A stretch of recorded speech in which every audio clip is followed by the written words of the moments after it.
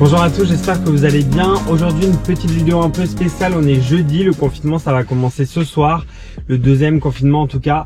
Donc effectivement il y aura moins de vidéos ces prochaines semaines, il y aura moins de vidéos. Je vais essayer de vous proposer cependant un peu plus de live, donc si ça vous intéresse et que vous n'êtes pas abonné à la chaîne, n'hésitez pas à le faire, activez la petite cloche pour savoir exactement quand est-ce que je passerai en ligne.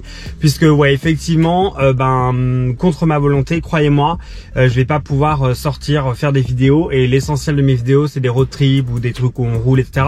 Donc là ça va être complètement compromis. Dans la vidéo que je voulais vous proposer aujourd'hui, j'ai envie de faire un tour qui selon moi devrait représenter en fait les trois je sais pas trop, c'est pas des choses, pas des options, c'est vraiment les trois clés qui font qu'une Tesla aujourd'hui est différente d'un autre véhicule électrique. Je vais essayer de vous énoncer ça, vous expliquer pourquoi, etc., etc. Et ce qui m'intéresserait le plus, c'est de savoir à la fin de cette vidéo, une fois que vous l'aurez regardé, en commentaire, quel est votre avis. Est-ce que vous êtes d'accord avec ce que je vais dire? Est-ce que vous n'êtes pas d'accord avec ce que je vais dire? Voilà. Vous me direz en commentaire. On va commencer maintenant tout de suite. Alors, ce qui fait partie pour moi des éléments vraiment changeants et qui sont caractéristiques d'une Tesla, c'est bien évidemment l'écran central, alors qu'il soit comme sur la Model 3 et la Model Y en horizontal et pas en vertical comme dans la S et la X. Ça fait vraiment partie de l'expérience principale. Alors, c'est les points différenciants, c'est un des points différenciants pour moi de n'importe quelle autre voiture, tout simplement parce que ça, on ne le retrouve nulle part. Déjà parce qu'il fait 15 pouces et il fait 17 pouces sur les Model S et les Model X, mais surtout parce que regardez cette interface, c'est un ordinateur, c'est-à-dire que clairement on a l'interface d'un iPad, un peu dans l'idée, on a une fluidité d'exécution, mais regardez, je veux dire, on a vraiment une vraie fluidité. Si j'y vais doucement on le verrait, mais si je vais vite c'est pareil. On a un vrai système de navigation, c'est-à-dire qu'on peut aller avec un vrai système de navigation qui est clair, qui est précis. Vous voyez, on a vraiment une grande visibilité pendant qu'on est en conduite, donc c'est très intéressant. On a ici toujours des informations super utiles sur la batterie qui nous restera à destination, mais aussi la batterie qui sera estimée après l'aller-retour. Et puis si on veut aller plus loin, ici dans un menu très ergonomique, on peut même avoir un graphique, donc avec notre batterie de départ, notre batterie d'arrivée et ce qui est prévu. Avec un graphique en fait qui va se superposer en temps réel avec la consommation qu'on aura en roulant. Donc on a des niveaux en fait de détail, de fluidité et d'ergonomie sur cet écran qui ont à mon avis jamais été atteints dans un autre véhicule, déjà très très clairement. Et puis des fonctions comme Spotify directement intégrées dans la voiture. Mais alors à quel point est-ce que c'est cool d'avoir ça? Je veux dire, c'est d'une ergonomie affolante, ça fonctionne très très bien. Il suffit de charger une station qu'on aime, une playlist, un album, un artiste, etc. On a évidemment des catégories. Alors bon, par exemple, playlist recommandée, c'est un peu généré aléatoirement, mais après, on peut évidemment se faire notre propre bibliothèque. Si on aime le karaoké, il y a un truc pour le karaoké. TuneIn, c'est pour les podcasts et la radio.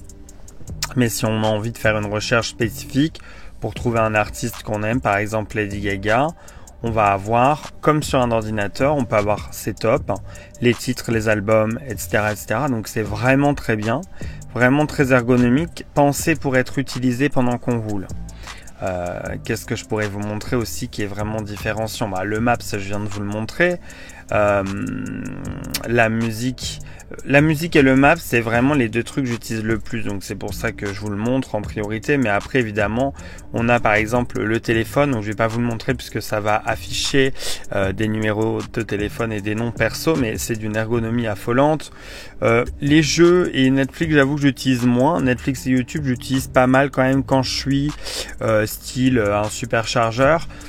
Mais sinon il y a pas mal de petits jeux sympas aussi. Alors je suis moins jeu, mais je trouve que le fait qu'il faille aller toucher l'écran par exemple, ça me donne vite mal au bras.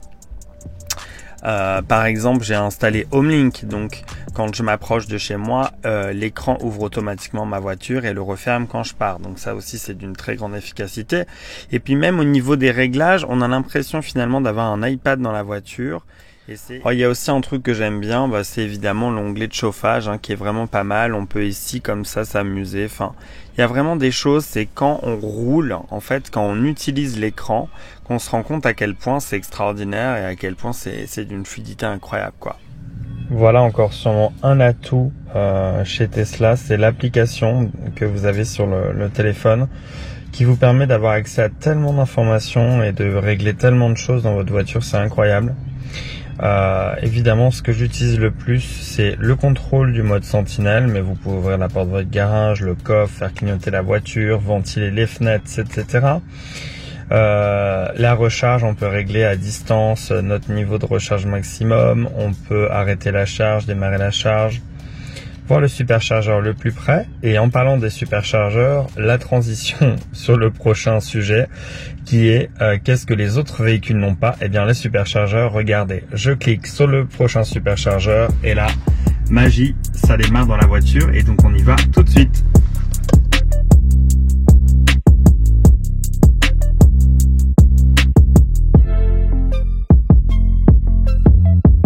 L'autre sujet vraiment important, qui est en fait plus qu'un sujet parce que ça relèverait presque du nombre de stations essence qui sont disponibles pour les voitures thermiques, c'est le réseau de superchargeurs.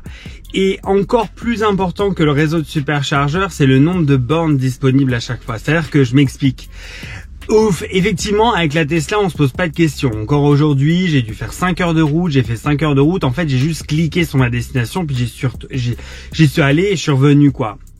Non, le truc qui est vraiment important, c'est qu'avec un autre véhicule électrique, effectivement, on a de plus en plus de bornes sur autoroute, de plus en plus de bornes partout, mais l'opérateur est quasiment systématiquement à chaque fois différent. Il faut des badges qui supportent tous les opérateurs, ou parfois il faut absolument le badge de l'opérateur. Il y a des frais qui s'appliquent, les prix sont assez élevés. Bien souvent, sur une station de recharge, il n'y a qu'une borne. Donc du coup vous êtes obligé d'attendre si quelqu'un recharge. Est-ce que la borne fonctionne? Est-ce qu'elle est pas en panne, etc., etc. Enfin, ça rend les choses quand même bien plus compliquées. Ça rend les choses quand même bien plus stressantes. Il faut penser, il faut essayer de planifier un truc dont en fait on n'en sait rien, puisque le seul paramètre qu'on peut voir sur internet, c'est est-ce que la borne est en ligne ou pas? Oui, non. Est-ce qu'elle est occupée? A priori oui, non, si la personne a dit qu'elle était a fait un checking via l'application par exemple. Sinon on ne le saura pas. Enfin, il y a trop, à mon sens, trop de paramètres qui influent et qui font que c'est compliqué.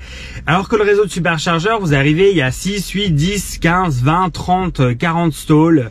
C'est vraiment, il y a énormément de places disponibles. On se pose pas la question, il n'y a pas besoin de badge, on branche et ça se recharge. On est prélevé directement sur la carte. Honnêtement, les superchargeurs Tesla, moi, c'est le truc qui m'a vendu parce que j'ai même pas l'impression, entre guillemets, de rouler une électrique, dans le sens où j'ai aucun problème de charge et je vais absolument où je veux, quand je veux, sans me soucier de me recharger, etc. Et aujourd'hui, je crois que en fait, ça reste toujours un des trucs les plus importants pour même les personnes qui veulent s'acheter une Tesla et qui sont omnibulées par la marque. Il y a tout, il y a l'atmosphère, l'écosystème, etc. Mais c'est vraiment les superchargeurs. L'autre jour, quand je faisais la vidéo là, je disais que c'était l'or noir de Tesla. Mais c'est ça en fait, c'est le pétrole de Tesla, c'est les stations superchargeurs. Donc pour moi, deuxième gros point différenciant.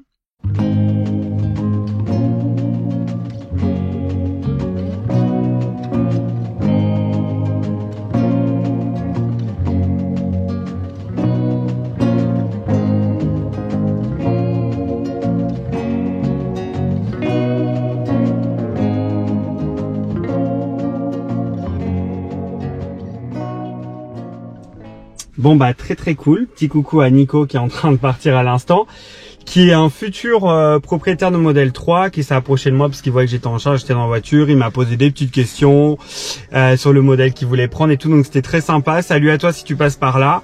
J'espère qu'il recevra rapidement sa voiture, comme ça je pourrais en faire une petite vidéo pour voir les nouveautés, etc., la nouvelle console centrale, parce que lui du coup il aura la Standard Plus du mois de février-mars, là, donc la nouvelle. Donc on a vu les points donc de supercharge, on a vu le point de l'écran central. Le troisième point qui reste à voir pour moi, qui est vraiment une grosse je vais pas dire le gros truc parce que les deux autres trucs c'était déjà le gros truc, mais en fait ça fait partie d'un tout, c'est l'autopilote. Et pour parler un peu de l'autopilote, je sais même pas ce que je peux dire de plus parce que j'en ai déjà fait plein de vidéos, j'en parle tout le temps en live, je suis complètement taré par rapport à l'autopilote. Mais le truc c'est que souvent quand on me dit oui, chez Volkswagen, ils ont un super système de maintien dans la voie, ils ont ci, ils ont ça fonctionne bien. L'autopilote, qui est une partie du FSD, c'est vraiment un logiciel qui réfléchit, qui prend des actions en fonction de ce qu'il voit, même l'autopilote de base, il est pas con. Quand il y a plusieurs voies, quand il y a un espèce de sens, une espèce de dynamique à suivre quelque chose, qu'il y a 2 ou 3 voies, elle sait faire des choix cohérents. Évidemment, on est bridé quand on n'a pas le FSD, mais c'est dingue quand même les choix qu'elle est capable de faire, ce qu'on voit, la sensation de sécurité, on sent qu'elle a bien la route en main, etc. Donc vraiment, l'autopilote, c'est un truc différenciant. Aucun autre logiciel ne fait ça aujourd'hui, même s'il y a un maintien dans la voie qui est plus ou moins bien fait. Sur l'autopilote, c'est complètement différent. De la manière simple dont on l'active, de la manière auditive dont on entend qu'il est là, on le sent dans le volant, on sent le volant, il y a une résistance qui nous montre on n'est plus aux commandes, mais en même temps on a une petite souplesse pour lui dire je suis toujours là. Donc il y a une sensation, il y a une vraie sensation de sécurité sur l'autopilote, déjà c'est la première chose. Il y a une sensation aussi de détente quand on conduit, on n'est pas détendu dans le sens je vais sortir mon portable et je vais checker mes SMS, mais plutôt dans le sens je sais qu'il y a mon cerveau, mes yeux sur la route, et il y a 8 caméras et un autre cerveau hyper puissant qui calcule en même temps, et donc du coup il y a potentiellement 2 fois moins de chances qu'on ait un accident. Enfin voilà la dynamique, je veux dire. Mais c'est ça moi que je trouve incroyable. Et puis là, depuis que Elon Musk il y a quelques jours a diffusé les premières bêtas du FSD aux États-Unis, moi je suis complètement vendu. C'est-à-dire le système, c'est pour, enfin voilà, je veux dire il y a pas photo. Acheter un paquet de couches pour les autres constructeurs, parce que là ils vont avoir besoin de couches, parce qu'ils vont se faire dessus, parce que Tesla là est clairement, le FSD, d'ici quelques semaines, avec les gigas de données qui sont en train de rapporter avec les bêta-testeurs, le niveau 4, ils vont le sortir d'ici la fin de l'année ou début 2021. Au plus tard, le niveau 4 sera disponible dans les pays et les régions, en tout cas aux États-Unis, où la législation l'autorise. Mais le niveau 4 chez eux, c'est pas du niveau 4 de chez Waymo ou des trucs comme ça. C'est un niveau 4 qui est capable de faire des rues qu'il a jamais vues, qu'il découvre à l'instant T, des limites, un chemin de campagne, un chemin dans une rue très exiguë. Enfin, on voit des trucs assez extraordinaires en se disant que c'est qu'une bêta. C'est incroyable. Voilà. Bon, c'était une petite vidéo rapide, mais là, c'est un contexte un peu spécial. On est un peu dans un mood bizarre. On va reprendre pas mal de live, on va reprendre des vidéos un peu plus courtes, des choses comme ça. Mais je voulais vous partager rapidement les 3 points qui font que l'expérience Tesla est différente d'une expérience véhicule électrique, et qui se rapproche à l'expérience écosystème iPhone versus Android que je vis en fait, puisque moi je suis un possesseur d'iPhone depuis des années, et j'aurais du mal, et je considère qu'un smartphone Android, aussi bien soit-il, est différent de par sa conception, son utilisation, etc.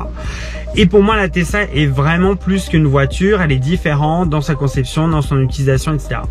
Voilà, dites-moi ce que vous en pensez. C'est un débat ouvert que je vous présente aujourd'hui, parce que je discute avec plein de gens. Parfois j'ai l'impression d'être un extrémiste de la Tesla, parfois j'ai l'impression que les avis des autres sont voilà, pas en accord avec ce que je dis. J'ai envie d'avoir plus de points de comparaison. J'ai pas testé autant de véhicules que parfois vous l'avez fait pour faire votre choix. Donc dites-moi dans les commentaires ce que vous pensez. Dites-moi dans les commentaires quelle est votre manière de voir les choses, etc. Qu'est-ce que vous conduisez aujourd'hui, pourquoi vous conduisez un autre véhicule qu'une Tesla, etc., etc., etc. Moi, je vous aime fort. Prenez soin de vous, respectez le confinement. J'espère que tout va bien se passer pour vous, que vous serez là sur les lives, que vous aimez les lives.